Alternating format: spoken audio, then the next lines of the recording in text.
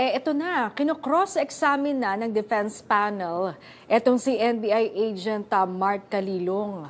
Sabi, ito talaga yung buwelta. Ito dapat yung balik.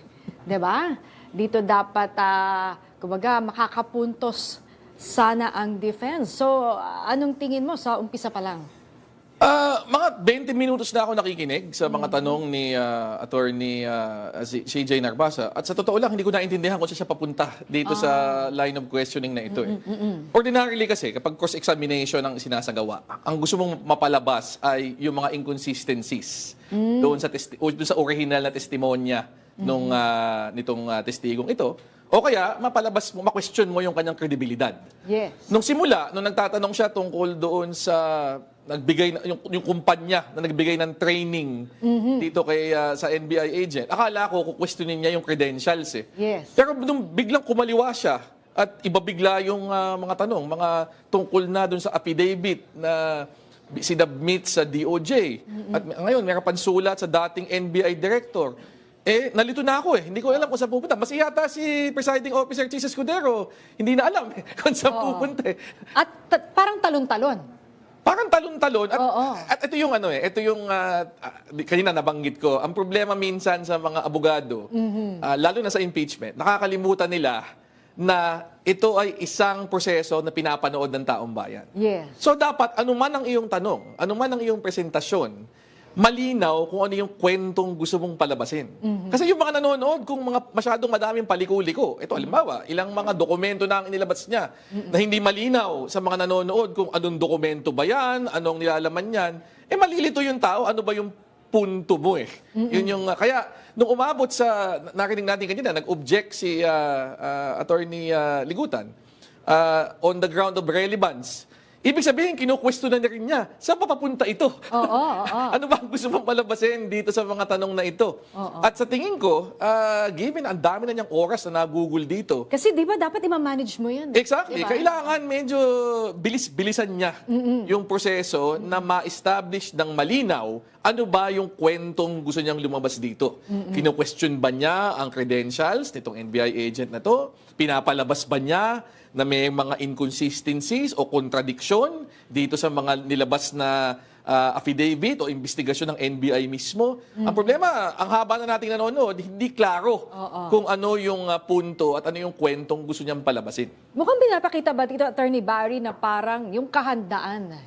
Kasi ang sabi ng House Prosecution Panel, confident sila no, na naghanda talaga, may mock trial pa nga. Pero kita mo ba sa defense team, yung kanilang paghahanda? Parang medyo nagugulat ako na ang bagal nung kanyang proseso para, merong terminong ginagamit lagi sa mga trials, diba? Laying the predicate. Okay. Ibig sabihin, ma-establish mo kaagad kung ano ang batayan mo para dun sa mga tanong na gusto mong iharap sa isang testigo. Dito parang napakatagal nung kanyang proseso para ma-lay yung predicate. Kaya ilang minuto na ang lumilipas, mukhang pati yung mga senator judges, pati yung testigo mismo, pati yung counsel ng prosecution, hindi alam saan papunta itong katanungan. Paano pa kaya yung mga nanonood na hindi rin bihasa o hindi na wala namang legal background, hindi naman sanay sa ganitong klase mga proceedings? Ano kaya yung makukuha nilang punto dito sa buong exchange na ito? Malamang-lamang, umalis pa. Maglipat ng channel. Pero pansin mo ba, ang sinasabi ng mga netizen, kasi nagbasa ako Mga comments. Mga comment.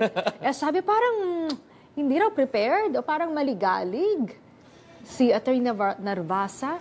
Oo. Ako, dapat kasi yung ganong line of questioning, mas maiksi, mas mabilis, mas diretso ka agad sa punto para yung atensyon ng mga tagapakinig. At ito yung hindi ko pwedeng ma-emphasize enough ito. Sa isang impeachment trial, ang kausap mo hindi lang yung senator judges. Ang kausap mo yung taong bayan.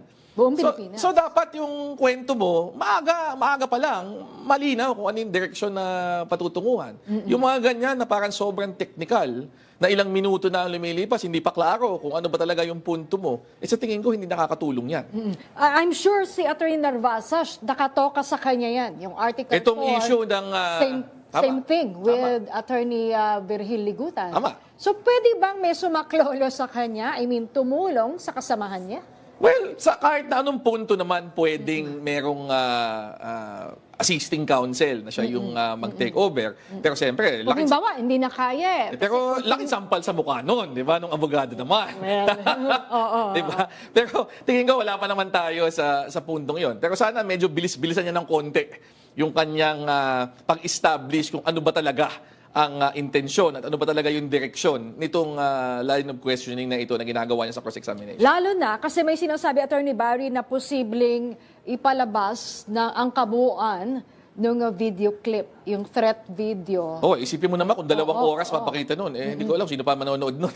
Pero pag ganon, Attorney Barry, pwede pa yung tutulan ng prosecution panel, yung pagpapalabas. Halimbawa, Pwede. inihain yan ng defense, pwedeng tutulan. Pwede na nilang tutulan, pero at the same time, kahapon may sinasite silang Rule 132, na nagsasabi na kung isang bahagi lang ng video ang ipapakita, pwedeng i-insist nung kabilang panig na yung mga ibang bahagi ay palabasin naman.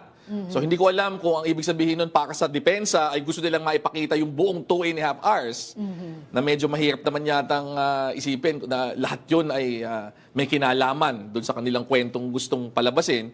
O yun lang mga excerpts tulad nung ginawa nung prosecution kahapon na diretsyong tumutukoy doon sa kwentong gusto nilang mailabas dito sa issue na ito. Kung ikaw ang nasa defense panel, na ilalagay mo na yung sarili mo sa defense, ano yung iyong tutumbukin ngayon sa cross-examination? Ako, dumiretso na ako siguro doon sa mismong video. Kasi parang para sa akin, walang punto yung kukwestiyonin mo pa yung credentials ng witness na ito sa puntong ito. Given na, yan yung yan yung NBI agent na nakatutok sa isyong ito. At mismong si Presiding Officer Chis Escudero, sinabi kanina, mahigit 30 times nang tumistigo ito sa mga iba't ibang mga kaso at patungkol sa mga authentication ng mga video. So parang masyado naman yatang stretch na isipin na makukwestiyon mo pa ang credentials ng isang empleyado ng NBI na mukhang ito talaga yung area niya. Besides, wala nang punto sa tingin ko na questionin pa yung authenticity ng video na yun.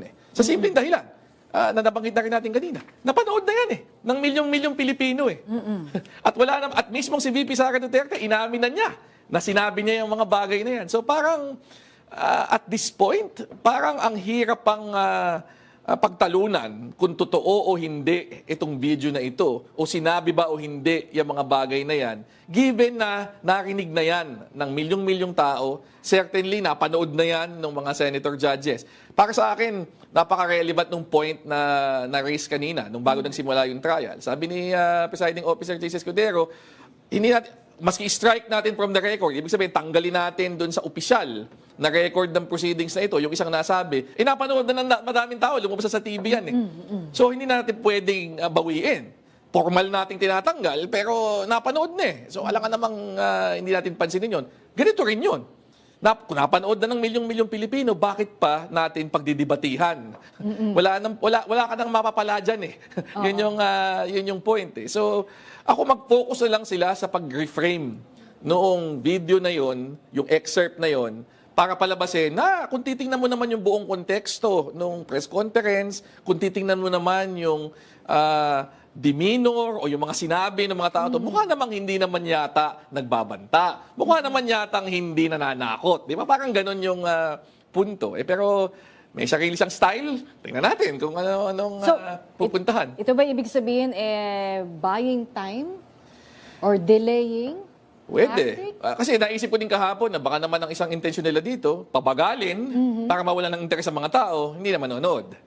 Para kung ano man ang lumabas, hindi na mapapanood ng mga Pilipinong nag-move on na ang atensyon sa mga ibang bagay. So baka naman deliberate yung ganyang mabagal. Pero ako kasi, sa aking paniniwala, kahit na gaano mo pabagalin yan, kung sakaling meron talagang medyo explosive, di ba, nalalabas, na testimonya o ebidensya sa trial na ito, makikita pa rin ng tao Dahil in fact, ang kinaiba ng impeachment trial na ito ang unang impeachment trial na talagang pasok na tayo sa panahon ng social media.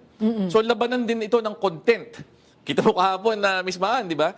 Yung mga meme tungkol sa mga objection at yung Yun mga na. sagutan ng abogado, yun ang kumalat. Oo. At gaya nga ng sabi mo kanina, madami siguro sa mga nanonood, hindi na nasubaybayan yung buong trial mismo, pero ang kanilang impormasyon ay manggagaling na lang dito sa mga excerpts o dito sa mga meme o dito sa mga posts tungkol dito sa iba't ibang bahagi ng impeachment trial na ito. So ako, ang focus dapat talaga nila ay magkaroon ng mga ganung mga moments, 'di ba? Na yung content na makakapag-create ng mga viral na mga video o mga excerpts, na yun ang makikita ng tao. At sa tingin ko, sa panahong ito, yan ang magiging batayan sa opinyon ng marami mga Pilipinong sumusubaybay pero hindi manonood ng buo doon sa actual proceedings, pero ang papanoorin ay yung mga excerpts na lamang Ayun tulad na nun. nga. Kasi minsan, kargado na yun eh. Totoo. Diba? Ng opinion, diba? Ng mga fake news. Totoo. Pwedeng iba na yung meaning. Totoo. No? Kapag ginamit nila, binuo sa isang istorya. Kung sabi mo, video dapat na lang pagtuunan ng pansin, nakapag-cover tayo sa mga court dati, proceedings. Pag ganyan kasi parang ang kino-question pwede ay yung chain of custody. Tama. 'Di ba? So paano kasi ini-spliced 'yan, sino yung mga humawak, 'di ba? Sino yung mga saan dumaan yung mga pagproseso doon sa video. Tama ba? Oo, pero sa punto kasing ito, tingin ko hindi naman sila ay sa aking pagkakaintindi doon sa naging pre-trial order, hindi naman sila tumutol, hindi naman nila kinwestiyon yung authenticity ng video mismo At sa puntong ito, parang huli na yata ang pagkakataon na i-raise pa yan bilang isang issue. Given na ilang buwan na ang lumipas mula nang lumabas yung video na yan, milyong-milyong Pilipino na ang nakapanood niyan. At sa panahong iyon, kahit minsan hindi naman tumanggi si VP Sara Duterte na nangyari talaga yan Ang naging depensa nila hindi naman peke yung video Ang naging depensa nila taken out of context o kaya conditional yung threat o kaya hindi naman talaga pagbabanta. Yun ang mga depensa nila. Pero walang lumabas kahit minsan na hindi totoo yung video. So dahil hindi naman natin pwedeng kalimutan yung mangyaring kasaysayan na yun Oo. So biglang ngayon, sa unang pagkakataon na may trial, kung ang depensa mo ay hindi totoo ang video na ito, feeling ko hindi na yun, hindi na yun magiging epektibong depensa sa panahon na ito.